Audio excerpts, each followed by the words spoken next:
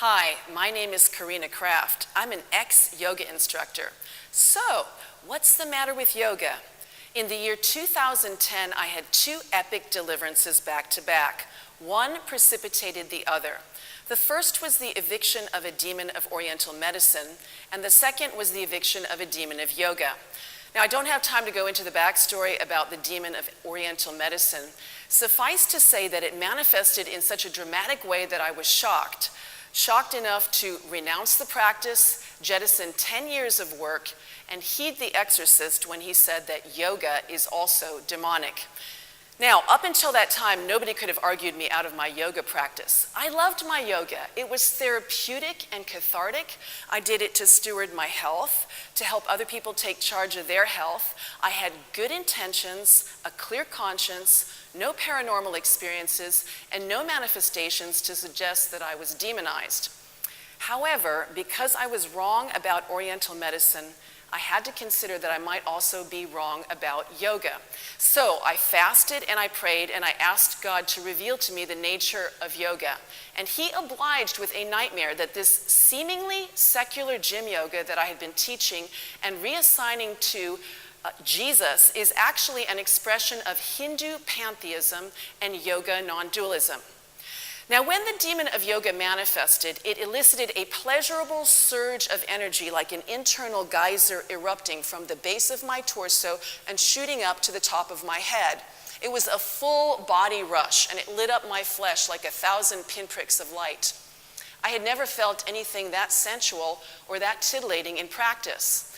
Then, a snake-like expression settled on my face. When the demon was interrogated about ways that it entices people to practice yoga, one was the ruse of secularization. And this is what it said, I quote, "I'm not really spiritual. I'm just physical. I am a health practice, an exercise system."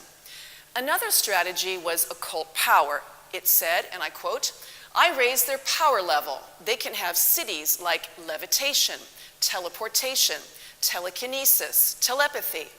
Now, this came as a total surprise. At the time, I had no idea that yoga is also an occult practice. But as I began to do research, I came across many sacred Hindu texts that confirmed the demon's claims, and I will share just a couple. One is the Yoga Sutras. The Yoga Sutras is a classic treatise on yoga philosophy. It was written around 250 AD. The author is a sage named Patanjali, who purportedly lived for several centuries and who purportedly was a hybrid being, a man snake. And according to Hindu mythology, the snake of infinity that metamorphosed itself into a man in order to communicate yoga philosophy to mankind. Now, this text contains an entire chapter on developing paranormal powers through yogic meditation, and not just psychic abilities, but others like invisibility, minification, maxification, projecting yourself into someone else's body and dying at will. Another text is the original Garaksa Sataka. This is a tantric yoga manual that was written around 1400 AD.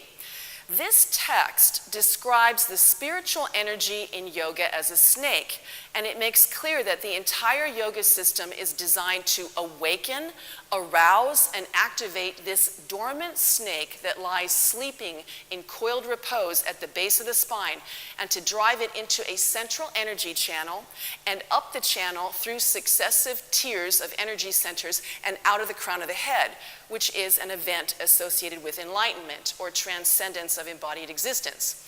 Now, this is what I want to say. When the demon of yoga manifested in me, it followed this path exactly, and it distorted my face into a snake. So my conclusion is that Kundalini experiences are not the result of a spiritual energy, but a spirit. And yoga retains spirit power no matter how you try to secularize or sanctify it. And that's what's the matter with yoga.